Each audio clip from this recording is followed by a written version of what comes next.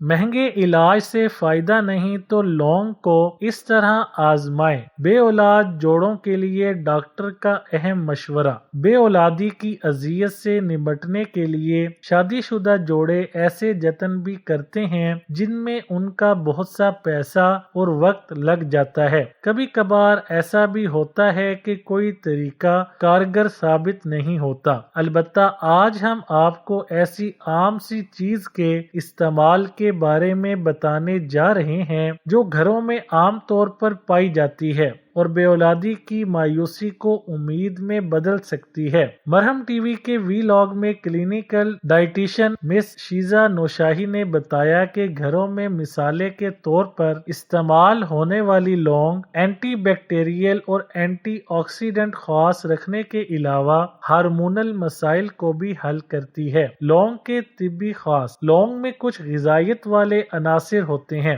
جو بانجھ پن کے خدشات کو دور کرنے کے لیے فائدہ مند ثابت ہوتے ہیں۔